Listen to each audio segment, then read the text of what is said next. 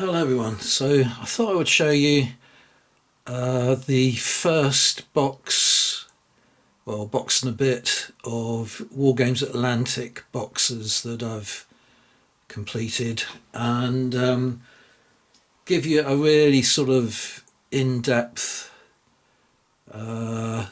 review of the figures and what I think of the box in general.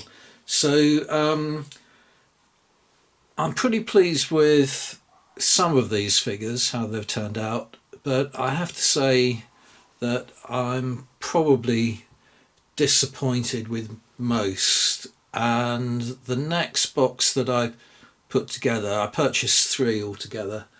The next box I do, there are definitely going to be some changes I'm going to make in how I approach them.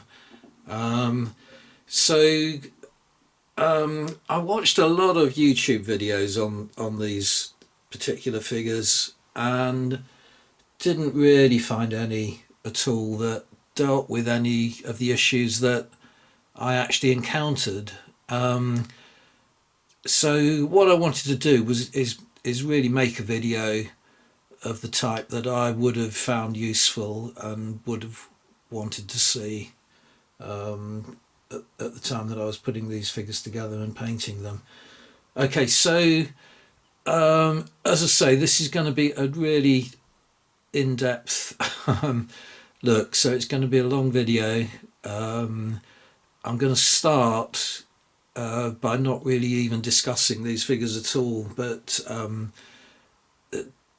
giving you an idea really about how I'm going to present this video. So the first thing I want to say is consider advertising in general. Forget about these figures, forget even about wargaming related matters. Just think about advertising in general. Now, advertising has a legal requirement to be honest. You can't present any untruths to your audience, but that's not to say that they have to be entirely honest about their product. All advertising is designed to make you want to buy the product. It's not designed to give you a totally thorough and comprehensive impression of the product that they're trying to sell to you. However, there is a legal requirement for advertising to be, amongst other things, honest and decent. It doesn't say anything about them being economical with the truth, as the saying goes. So if you see an advert for these Wargames Atlantic boxes, you don't expect to see any negative statements about these boxes in the advert that you're probably reading in a magazine, maybe watching, maybe they have commercials on YouTube. I don't know. I don't. I pay for YouTube Premium, so I don't see advertising on my YouTube channel at all. But anyway, you have to bear in mind that if you see an advert for these figures, you're not necessarily going to see all the deficiencies that are in the box, if there are any. I'm not saying there are any at this point, but advertising you kind of take with a pinch of salt in many ways, whatever the product. Okay, now let's go on to reviews that I've watched and that you might have seen on YouTube of these, of anything really. Doesn't have to be of these products. You still expect, or it seems to be the case, that most of the reviews that you see on anything, but let's hone it down to wargaming products now, you very rarely get negative remarks on YouTube reviews. Why is that? It's beginning to get a little bit more subtle here now, but it strikes me that a lot of YouTube videos are little more than promotional material for the product. So they're kind of an extension of the advertising, rather than being a totally comprehensive and detailed review outlining a lot of the things that you might find negative, that you might find deficiencies in the wargaming product that you're considering, but you won't get those presented to you in a great many YouTube reviews. There are a number of reasons, I think, why that's the case. Often the product, so let's say this box of plastic figures from Wargames Atlantic, very often they send out freebies to what you might call YouTube influencers. That doesn't necessarily oblige the person who's received them to give a totally positive review of them. It should oblige them to make clear in their review that they have received the figures from Wargames Atlantic as a freebie, so that you can begin to gauge the value of their statement. But they're not going to. It's nice to be sent freebies, isn't it?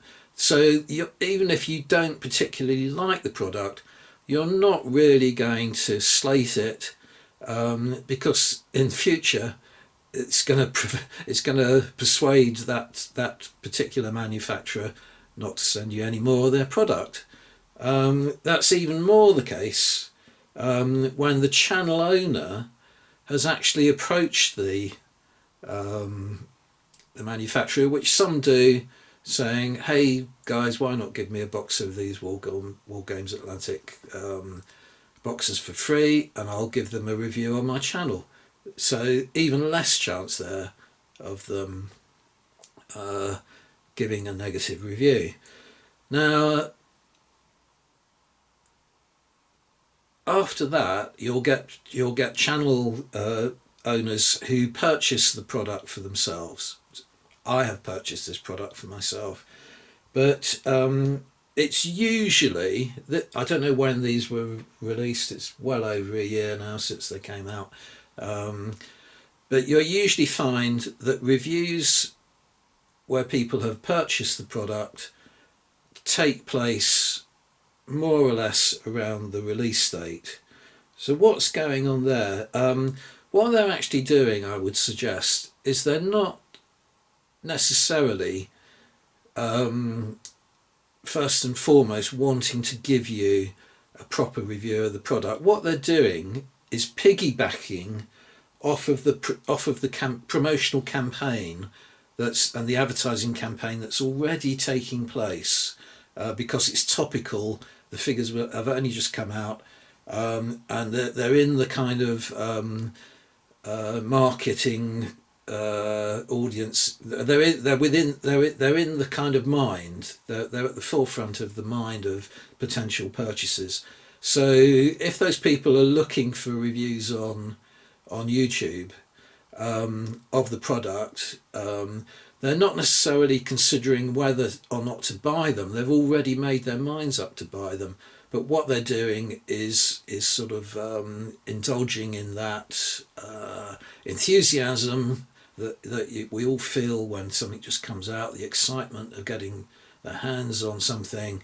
And the channel owner that's doing those reviews close to the time is really piggybacking off of that.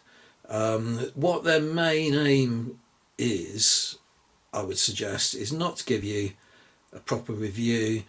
It's to draw attention to their own channel. It's to gain views. It's to gain further subscribers. It's to get advertising revenue from their channel. Very often you'll see they're the type of channels where you go to their home screen and they've got Patreon, they've got membership offers, they might even have merchandise that they're trying to flog to you, like t-shirts or mugs or whatever. You know, they're kind of pushing the review as a way of promoting their channel. So again, they're not really likely to give you a kind of very negative opinion on the product. They're not really even interested in giving you a proper assessment of the product. What they're trying to do is get your views, get some advertising money, even get some money off of you if you're, you know, willing to pay membership to their channel or whatever. The other thing that is kind of a little bit a sort of follow on from that, but it could be a separate matter in itself, is that on YouTube, the video length is usually very short. There's, you know, the typical viewer on YouTube doesn't seem to want to watch more than a sort of 5-minute video. Very often that figure is kind of artificially diminished by non-human, what I describe as non-human agencies, you know, crawling around on the internet. So you have all these bots and so on, just basically skimming the surface of the YouTube, watching things for sometimes even a millisecond, and that all feeds into the analytics and makes it look as though the typical viewer is not watching any video for a particularly long length of time, and that feeds into this kind of YouTube sensation, if you like, this sort of YouTube attitude that the best way to retain a viewer's retention is not to present anything more than a 5 or 10 minute long video. You'll find again that is particularly prominent practice on these YouTube channels that I've been describing, who are keen to get your views, keen to get your money, and so on. But it does apply to a lot of other channels as well, that people seem reluctant to make videos of any great length of time. Don't understand why. If you make a video that people want to watch, doesn't matter whether it's 5 minutes or 5 hours, they're going to watch it, not necessarily all in one go, but they are going to watch it. But it does mean in 5 or 10 minutes you're not going to be able to cover all the kind of aspects of a particular product that you want to review. So it's going to be very superficial, very cursory look. More often than not, you'll find that someone has bought a box of Wargames Atlantic Boxers. They show you the artwork on the box, takes up 30 seconds. Sometimes even there's 30 seconds taken up with the intro to the titles to their own channel. Then you get to see the box, then you get to see them opening the box, showing you the sprues inside. If you're lucky, it then cuts away and it comes back and they show you some figures that they've put together, glued together. If you're even luckier, you'll get, you know, some painted examples of how they've painted them, and that's more or less it. You don't get to know, you don't get to find out a lot of the things that I had to find out for myself when I was putting these things together, and what I want to talk to you in more detail about in a moment. So the kind of essence of most reviews is they're really nice. If it's a thorough review, you'll get they're really, really nice, and that's about it. And that's what I want to do with this particular video, is go into a lot of detail and a long, lengthy discussion on these Wargames Atlantic Boxers. Right, let's just switch the viewpoint for a while, show you the actual one of the 3 boxes that I purchased. I will go back to showing you the figures again. I'll show you them individually later on in this video, go into a lot more detail about each individual figure. But what I wanted to talk about next, before I go into this more detailed look at the box, is to talk about metal versus plastic, because I think that does have a bearing on a review of any box of any plastic figures. Metal and plastic are very different entities in terms of wargaming figures. Both have their own pros and cons.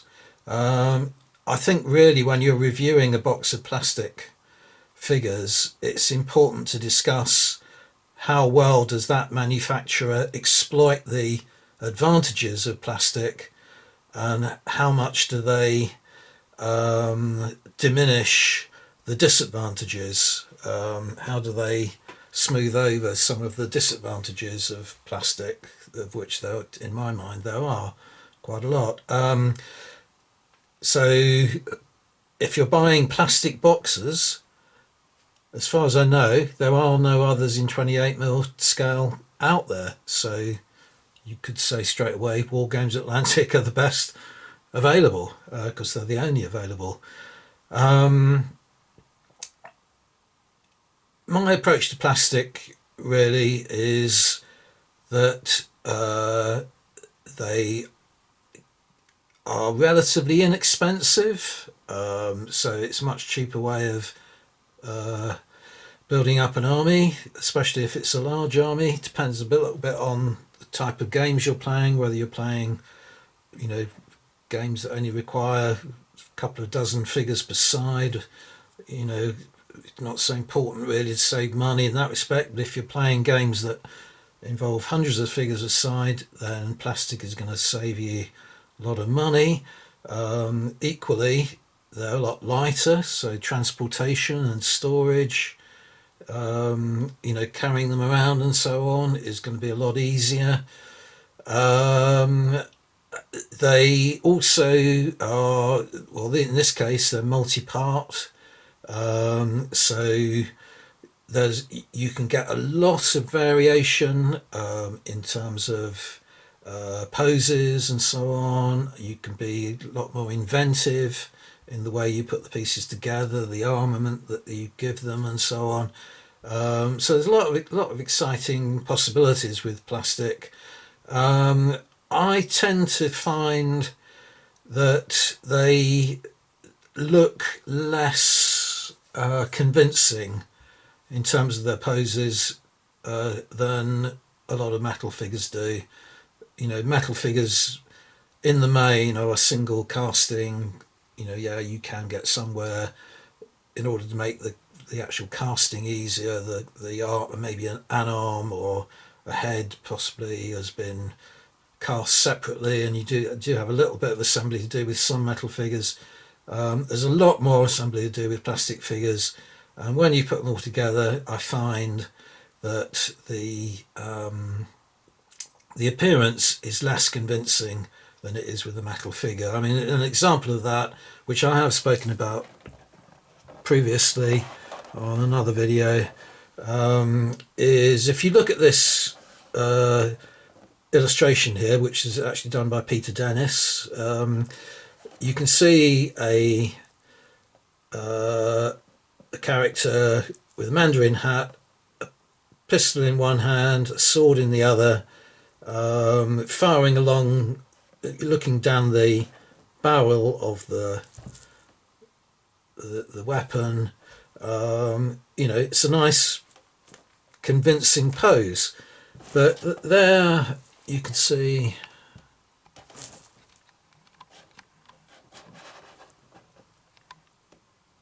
I think that's in focus. There you can see a photograph of an actual example of a figure that has been assembled with those same components, the Mandarin hat, the pistol, the sword. You can see he's kind of looking straight ahead. He's not looking down the barrel of the gun. The gun, because the arm is bent at the elbow, it's the gun necessarily, pistol necessarily has to be pointing in the air. Similar thing with the sword, it's kind of pointing upwards rather than being held over the head. It just looks like he's sort of waving, flapping his arms in the air. It's not so convincing to my mind. So that, to me, is one of the disadvantages of plastic. What I tend towards, therefore, and why I'm particularly interested in these boxers, is that I tend to assemble armies that are mainly metal, but really appreciate the benefits of plastic with colonial native forces. So, for instance, my Zulus, I have a lot of plastic Zulus, because you need a lot of figures and you want to get a lot of variety in the poses. You don't want them all to be doing exactly the same thing, because the sort of native forces tended to be less drilled. They would be posed differently to make them look realistic in your army. You don't want them all to be at exactly the same stride, if they're running or walking forward or whatever, or waving their weapons in exactly the same way. You want variety, you want difference, and to my mind plastic is ideal for those kind of colonial native armies. So particularly interested in these boxes. This costs £25 and you get 30 figures in total, 30 28mm figures. The more boxes you buy, the more the price comes down. I bought 3 thinking that it would take me quite a while to get those assembled and painted up anyway, but you could buy a lot more than that, and then they become a lot cheaper than £25 a box. Inside the box you have 6 sprues, and they are all identical, absolutely all exactly the same. So we can put 5 of them away and just concentrate on one sprue. Now here we begin to get into some kind of difficulty. On the back of the box you will see this picture here of 2 figures that have been assembled to represent Kanzu Braves, which were a particular element of some of the imperial Qing dynasty army. It says you can build up to 10 figures in the box as the famous Kanzu Braves. Right, 2 things there. For a start, you have 6 identical sprues. Surely you can build up to 12 figures in the box as the famous Kanzu Braves, not 10. The arithmetic has to be wrong. You can't, 6 doesn't go into 10, no matter how hard you try it, and all the sprues are identical. The actual figures, the body part that you will need to use are these ones that have this sort of split apron, so that it's an apron and it's split down the middle, so half of the apron is over each leg. And on the sprue you can see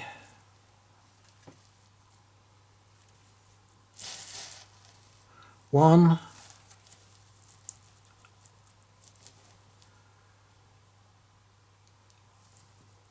two. So there's one there, and there's one there.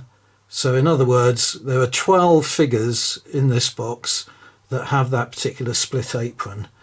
Then you need to find heads with turbans, and there are one there, and one there, that guy. So you can make up to 6. So that's wrong. That's a sort of petty quibble. Just they haven't done their arithmetic right. What's more troubling, though, to my mind, is, and this again, this might sound pedantic, but it does have a very direct bearing on how I feel about the finished assembled and painted figures that I've got. The Kanzu Braves, as I said a moment ago, were part of the Imperial Army. They weren't actually boxers. Boxers, Wargames Atlantic are obviously using the term boxer to refer to any person or persons who were fighting against the colonial powers, the colonial alliance of powers that were building up colonies in China.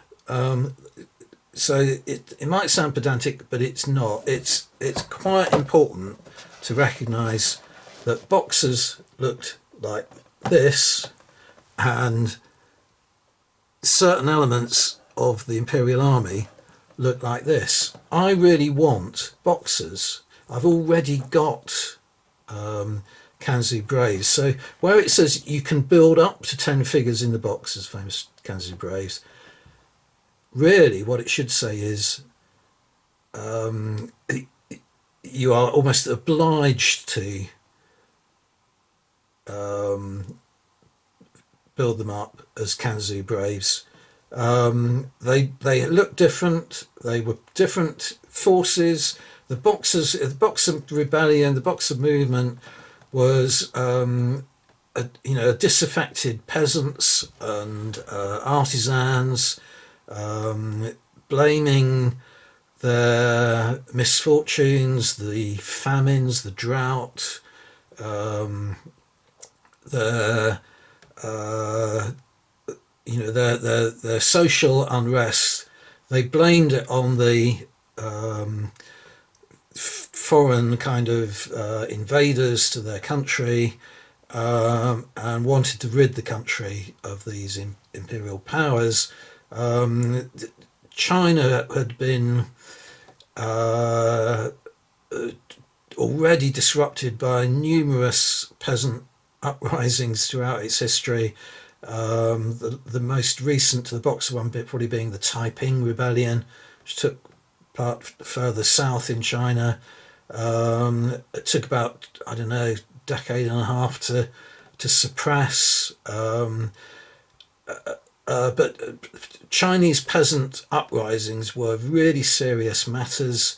What actually happened in terms of the Boxer Rebellion period was that the Dowager Empress thought she saw a possibility to harness the Boxers to her own ends and rid her country of the foreign oppressors. So the two elements did, to an extent, cooperate and coalesce.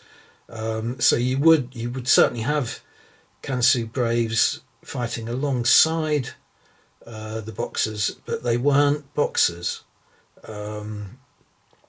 As I said, I already have a lot of Kansu Braves in my army.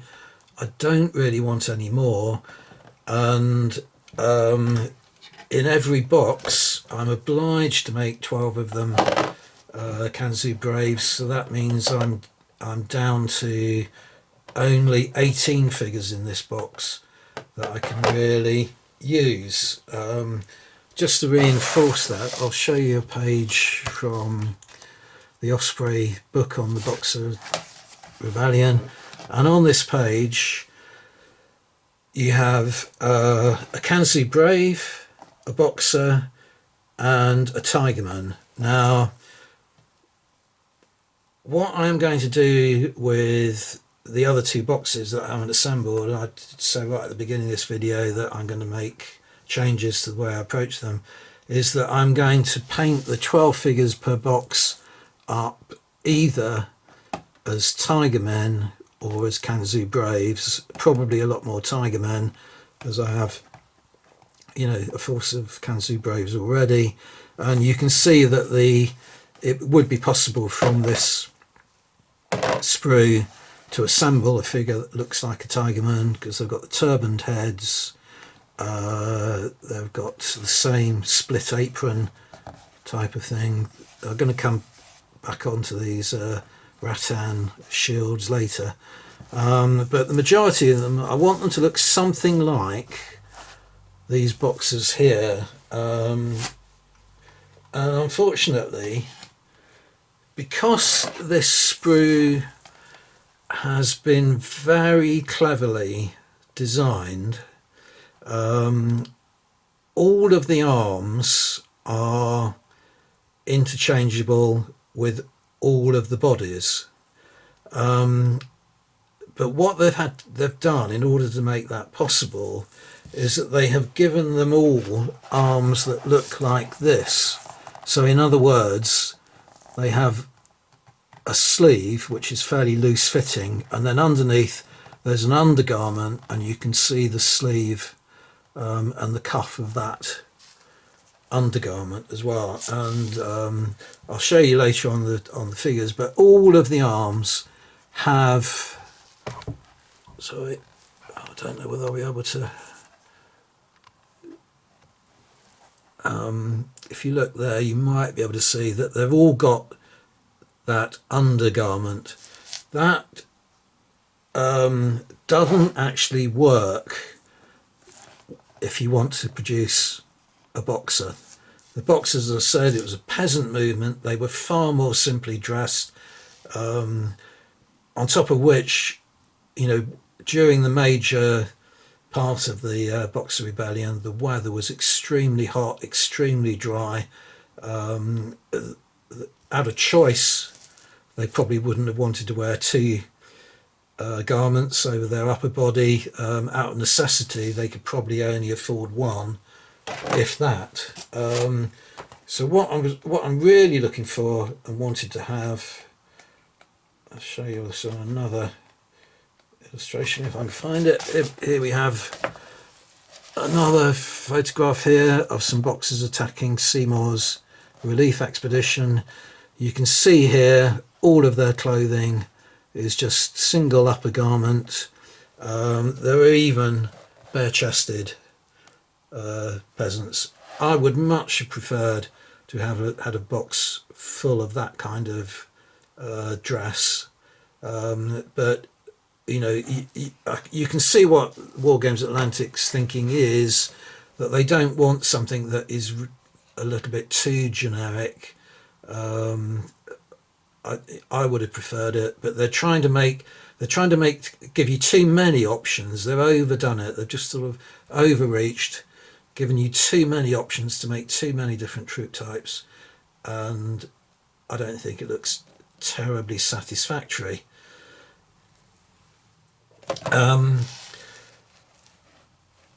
Now, while I'm on the sprues, let me just talk about a couple of other things that I found unsatisfactory. The rattan shield, when I first saw this cover art and saw the photographs of the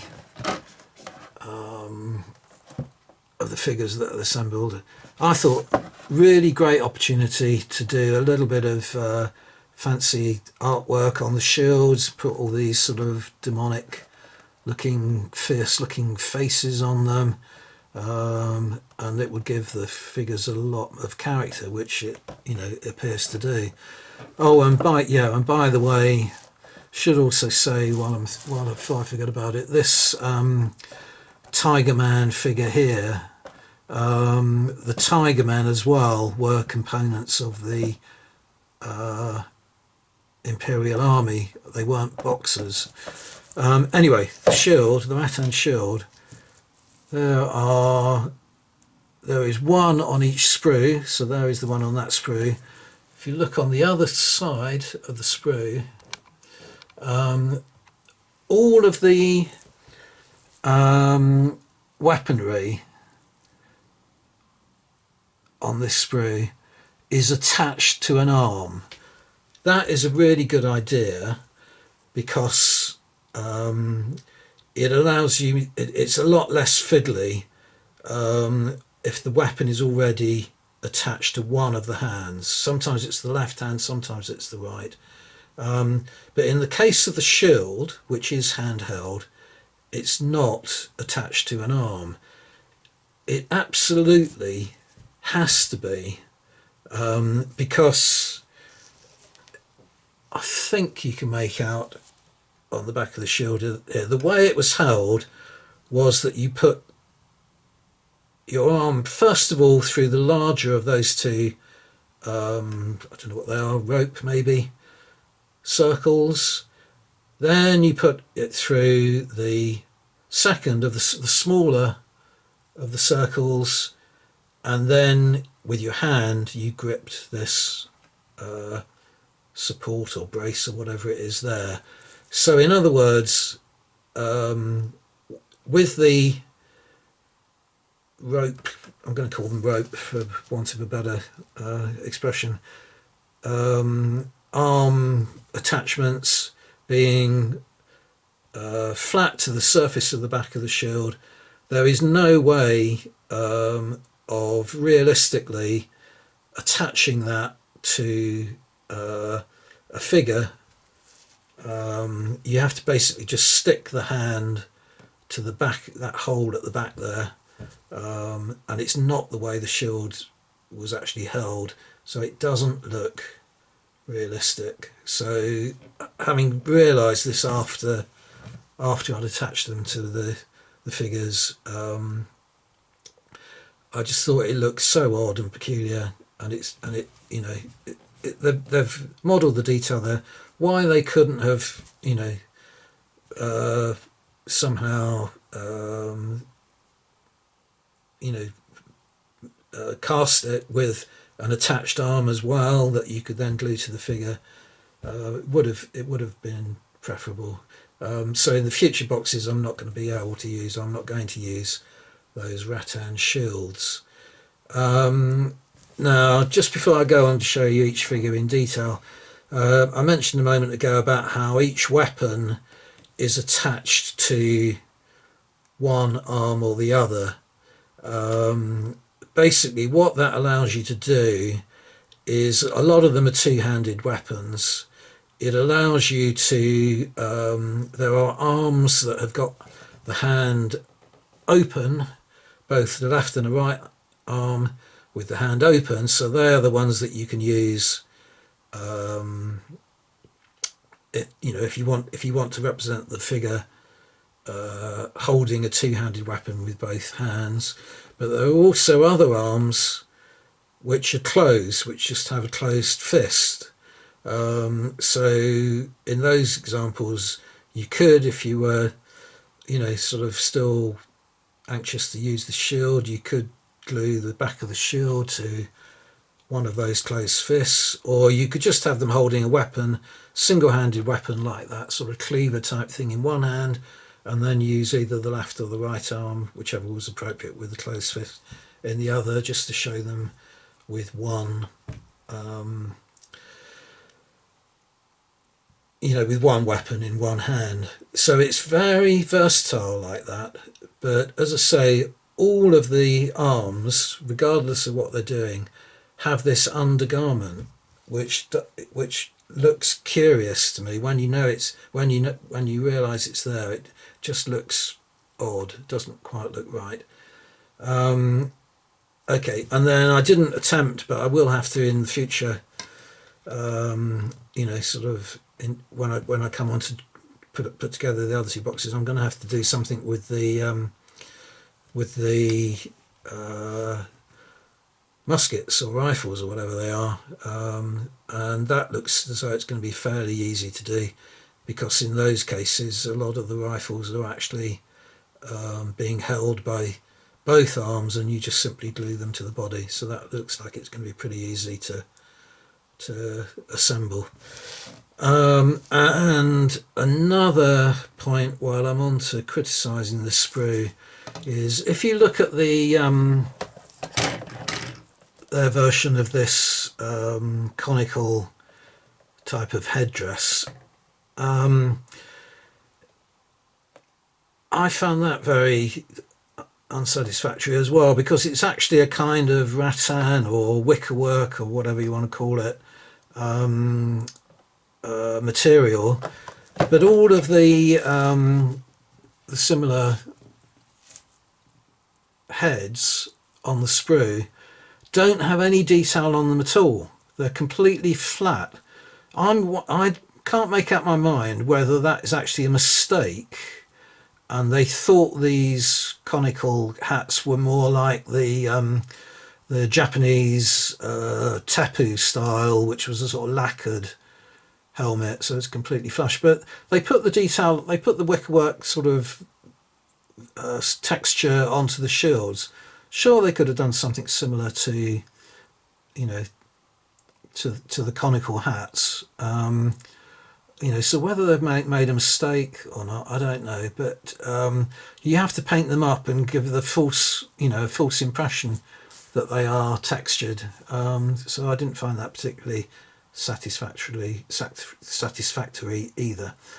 Okay, right, now I should go on to looking at before I do that, you may have noticed earlier that I had some figures carrying banners, and I was particularly keen to get some banners on. There aren't any banners in this box set. There are, but what I thought I could do was to use both the left and the right open-handed arms and try and attach a brass rod to that, which I could put a banner on, and that I had sort of limited success with that. But I think in the future I will be able to, in the next box I put together, I'll be able to make a better fist of that. No pun intended. Okay, right, now I shall go on to showing you each individual figure. Right then, so 32 figures to show you. There's actually 30 in the box, but I opened up the second box while I was, sort of experimenting with trying to get some of them to hold banners and so on. So 32 to show you. So in no particular order, just go through each one. So one of the strengths, as I said, about this box and the clever design is the way that they have arranged the two-handed weapons. So I think the figures that are holding two-handed weapons are amongst the most sort of convincing poses that you can obtain. They're doing something with each arm. It looks kind of like a genuine posture. So I like that. The heads, there's a lot of variety in the heads. This particular one has a pigtail. The pigtails are actually separate from the head, and I don't quite know why, but there was a lot of choice of pigtails, the curvature of the way the pigtail is hanging and so on. So there's quite a lot of variety in that. Excessively so maybe. The big thing, that I'm not happy with this figure about, I think what I'll do is put all the figures that I'm not happy, well, to some extent or another, I'm not happy with any of them, to be honest. So it's hard to say how many of these figures I would actually want to kind of buy again. But anyway, the main thing that I'm not happy with this figure about is that he's wearing this split apron effect, and it's far too kind of rich an apparel for a boxer, peasant to be wearing. So it doesn't convince me in that respect. So sort of half marks for that figure I would give it. Okay, this next one, similar kind of, plus points to it. It's another two-handed weapon. I think that pose looks good. I like the heads with the pigtails. He's not wearing the split apron apparel. He's only got this sort of tunic on, so that's a lot happy with that. But you will notice here from the way I painted it that the undergarment is very apparent at the sleeves there. What's going on there really is, because all the arms are like that, they all have that undergarment showing.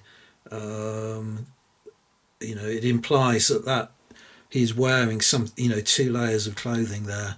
Again, most peasants wouldn't be able to afford that, and B, wouldn't want to be wearing it in the hot conditions of that the Boxer Rebellion was fought in. So again, reasonable figure, but not terribly happy with that. So here we have a figure that's got three things wrong with it. Wearing the split apron, carrying a shield, which I think you can see there, I don't know, hopefully the light is right, where the shield is just stuck to his fist in the centre of the shield, because you can't, get him to wear it properly by threading his arms through those circlets. And he's got the conical hat, which is completely flat, so I tried, to give it a sort of subtle impression of being made out of wicker or rattan rather than being a flat surface, which it wouldn't have been. He's going to be one of the first casualties removed from the table in combat, unfortunately. I'm not particularly happy with him. Okay, moving swiftly on, we've got another two-handed weapon there, like that. Wearing the double apron, not so keen on that. And this, I'm not sure what the hat is called, it's like a kind of cap.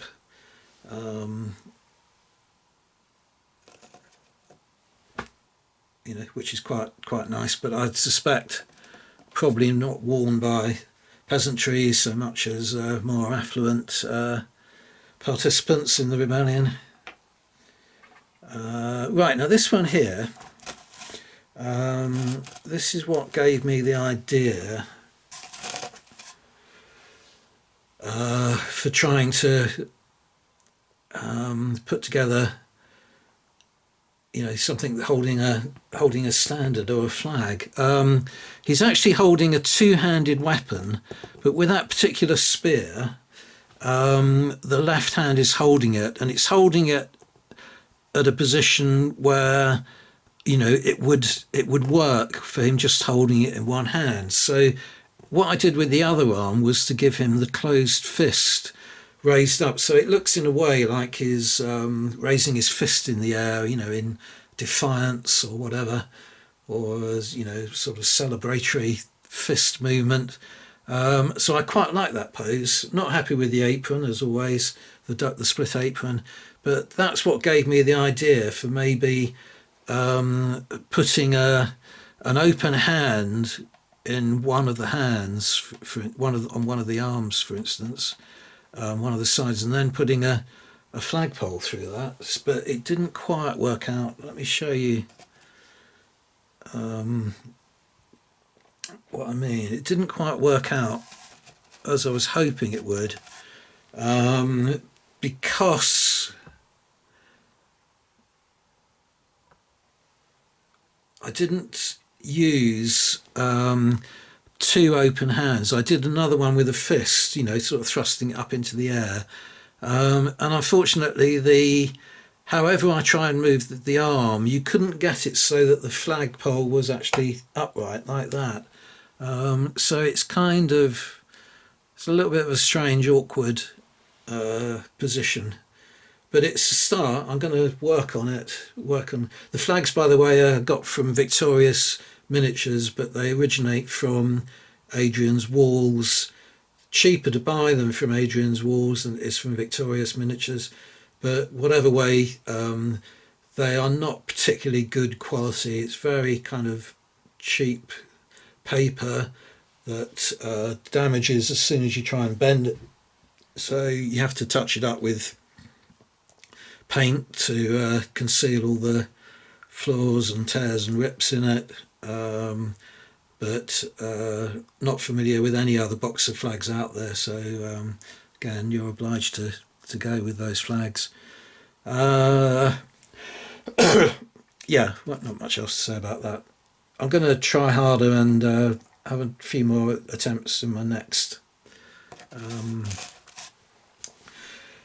the next box that I do. This one, big mistake, because I was trying to reproduce that pose that I showed you on the artwork earlier. Unfortunately, I chose this sort of massive sword type weapon, and only when it was all glued together I realised that this particular weapon is supposed to be double-handed. So he's holding it right down at the bottom of the hilt, and it doesn't look good. What I was sort of attempting, got another one here, was a weapon more like that. That's more convincing, but you can see it's worked out in exactly the same way as that photograph on the box does. It's just basically waving both arms wildly in the air. You're obliged to do that really because again it's part to do with the design, but all the bodies have a sort of dynamic motion in them. There aren't any stationary postures, so that leads you on when you come to design the arms. You can't have straight arms. You can't have arms that are straight at the elbow. They have to be bent at the elbow in order to look realistic when attached to the bodies that are, have motion in them. If you had a figure that was just standing, both feet together or close together, then you could have arms that were straight, and you could even, sort of cobble together a figure that was aiming down the barrel of the pistol. But if all the bodies have motion in them, all the arms have to have motion in them. You can do it that way, or you can have some that are sort of more passive, but then you're beginning to limit the choice of the number of permutations that you can make out of the arms. So it's cleverly designed in one way, but they have they are driven down a particular route in that design. It means you always end up with this kind of I think James at JVC Paints described it as orangutan pose. Not for the Wargames Atlantic Boxers. I think it was his Warlord, Ancient Britons maybe, I don't know, but anyway, his point is correct. And this one, my mistake, my bad. I know not to do it again, although I did do it again in this particular group. Probably come across that later.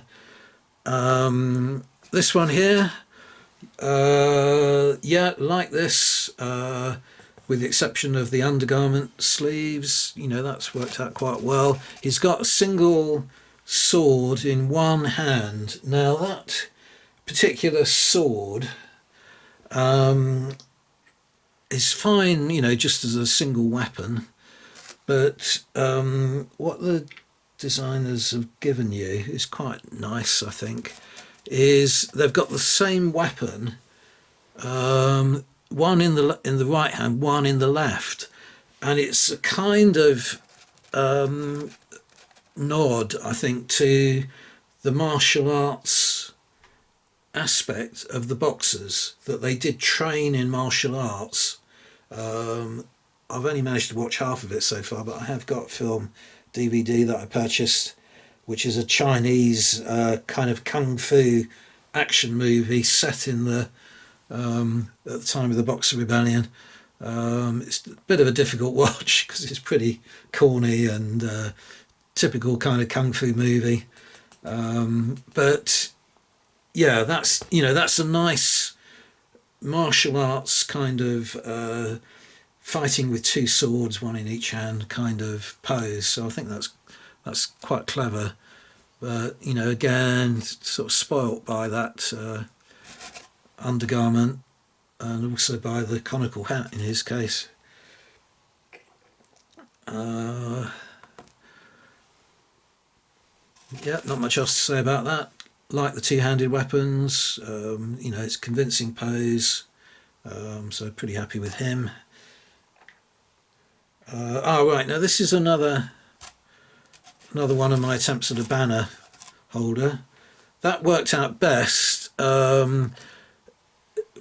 What I did, the mistake I made though, was to glue both the hands onto the body, and then after that had set, then to try and attach the flagpole. And in fact, what I should have done possibly was glue one hand to the pole before I attached it to the body, because you could probably see that he's not actually gripping the pole.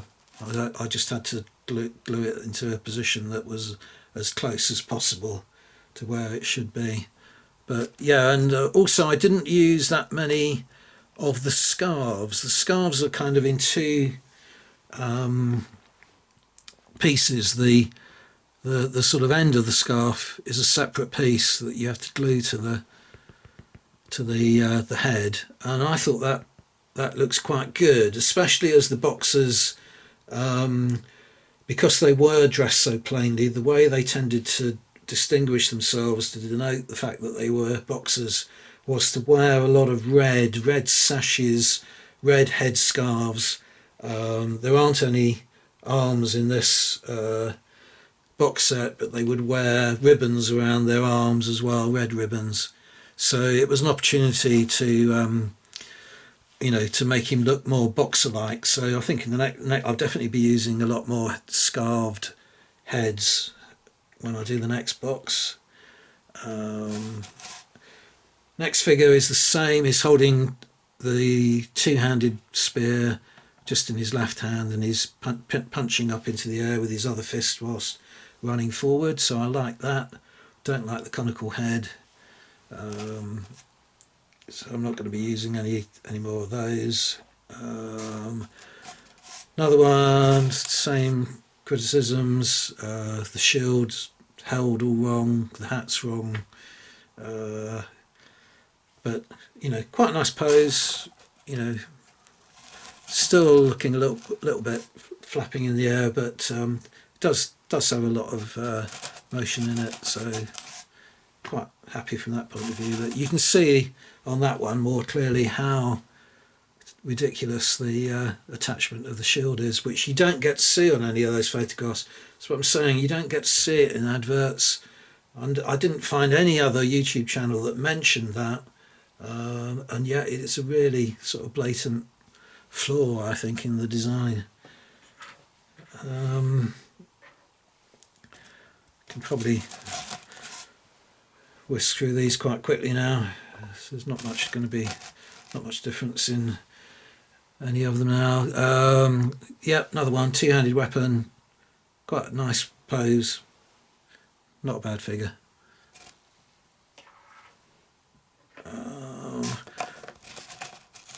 This is another one where I really like that weapon. It just looks so dangerous. It's the cleaver, looks like it's been grabbed off of a stall. The butcher was chopping up joints of meat or something, and he's joined in the combat, picked up the nearest available weapon. So I really like that. You know, it has the feel of an armed insurrection kind of feel to it, but decided not to put anything in his other hand. So, but I probably should have maybe had the arm pointing down or something, because again, you've got that, you know, what am I supposed to do with my arms kind of look about him.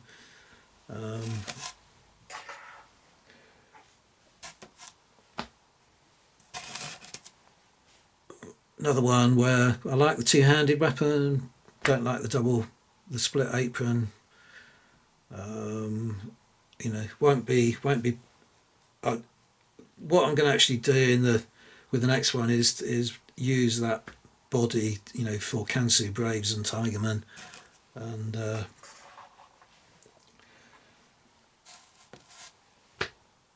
this is the other one where I made the mistake of putting that double-handed weapon just in one hand. It looks even worse on this guy than it did on the other one. Looks really unwieldy. And you know, that on top of the shield. Oh dear.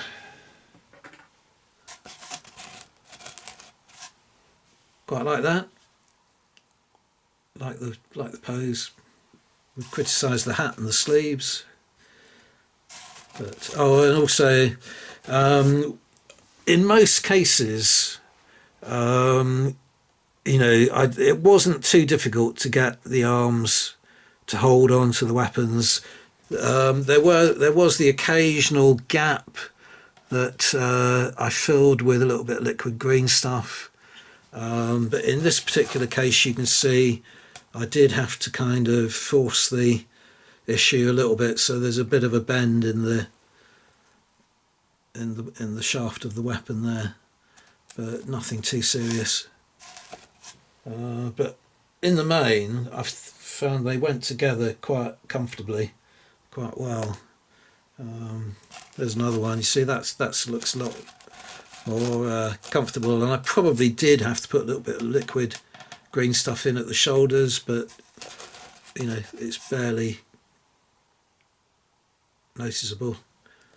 So very, very well designed in terms of assembly and the permutations and the variability.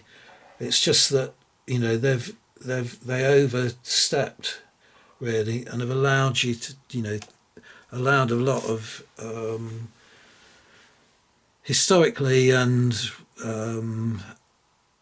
you know, historically inaccurate really details on them. Yeah, not much else to say about him.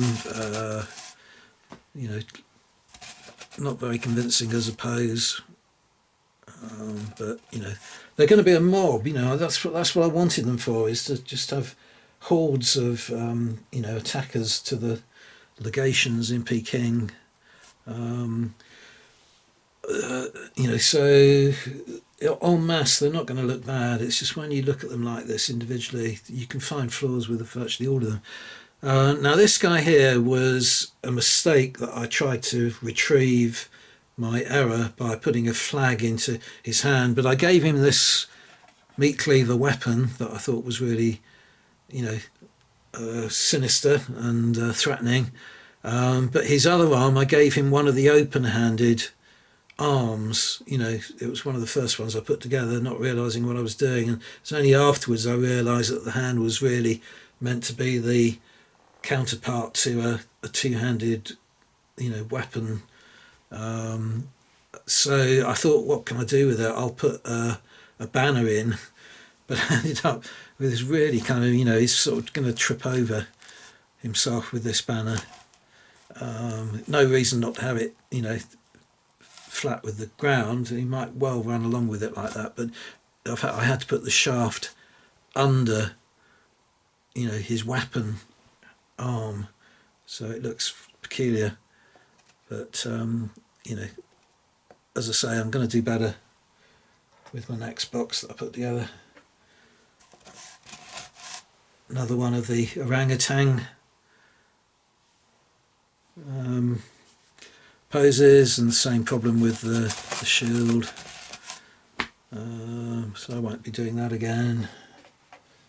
That from a mistake. Oh no, this guy here is the one figure where I was able to put that weapon so that it was held by both hands, and it's worked out pretty good, I think. The only problem is that is the only body that I found that you could get the arms to comfortably fit onto the shoulders whilst holding that particular sword, because the hands are very close together.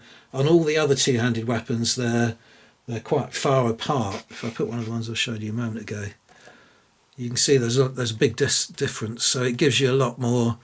There's a big distance between the two hands, so it gives you a lot more flexibility when you're trying to attach the arms to the shoulders. Whereas with this particular pose, both the hands are very close together, and it does limit your ability to get the arms onto the shoulders easily. And this was the only body that I found I could do that with. So I don't think I'm going to risk that again in the future, especially as that body has the split apron. So I'm going to be using it for Kanzu Braves and Tigerman in future. But it's a shame because it's quite a menacing weapon. That's not bad. It's a little bit of a strange, the strange way he's holding his spear, because it's going right across his face, as it were, but worked out pretty good. Another one where they made the mistake with the two-handed weapon in one hand. He's got the wicker shield, he's got the flat conical hat, so not one of my best.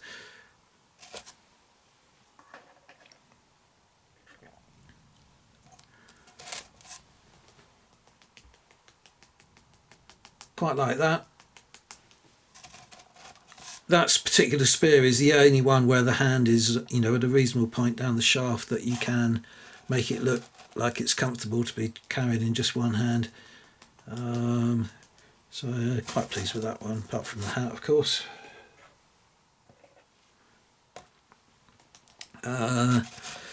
Like the meat cleaver, don't like the apron, split apron. But not a bad pose.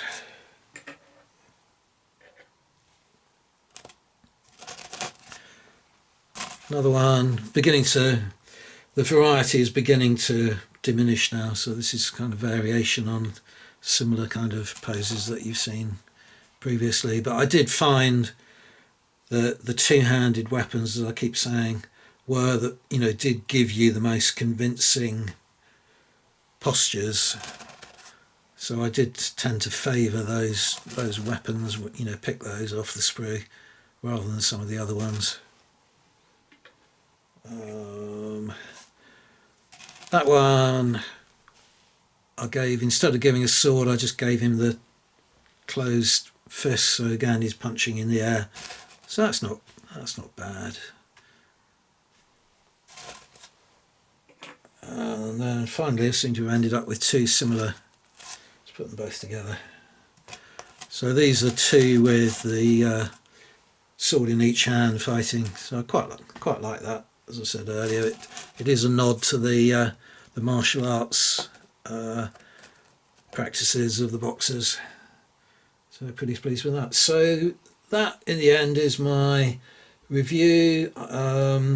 I will just about get value out of the boxes now, but it's not worth it to buy any more at £25 a go just to get 18 figures that I'm half comfortable with. I just don't need any more Kanzu Braves, and I will certainly have sufficient Tigerman by the time I've completed those other two boxes. So it's never going to be worth me buying any more. So a bit of a shame in a way, a bit of a lost opportunity, I think they're very nice figures. They are very well designed. It's just the actual overall appearance of them doesn't quite look right in terms of their dress, and so on to me. So in future, I'm just going to have to, carry on collecting metal boxes and, have to